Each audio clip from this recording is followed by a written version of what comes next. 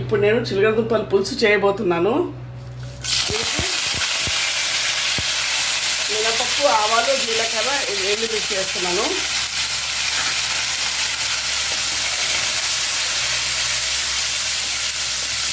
ఇది కొంచెం వేగాక మినపప్పు, ఆవాలు, జీలకర్ర, మెంతులు, ఎండుమిరపకాయలు వేసాను దీని లోపల. ఇప్పుడు వేగిపోయి ఇప్పుడు నేను కొంచెం ఒక కప్పు ఉల్లిపాయలు అంటే 2 మీడియం సైజ్ ఉల్లిపాయలు వేస్తున్నాను.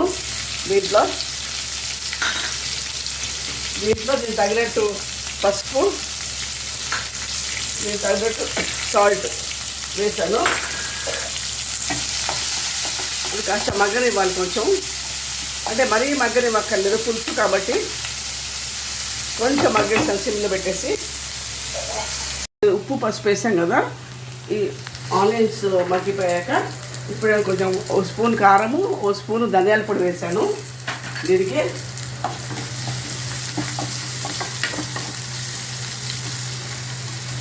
వేసాక ఇప్పుడు చింతపండు పులుసు పిండుతున్నాను. పిండాను 2 కప్స్.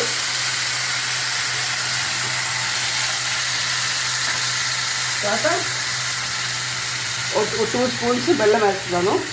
దీంట్లో 1 కప్పు చిలకడదుంపలు వేస్తున్నాను.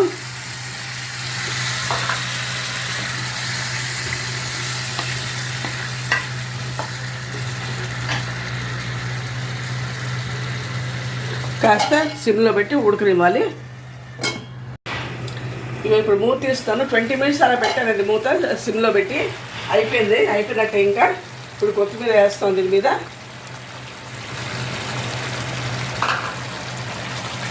ఇప్పుడు చూడండి ఎలా ఉందో. 1 నిమిషం అట్లా ఆ కొత్తిమీర ఫ్లేవర్ కూడా పట్టినట్టు చూడాలి.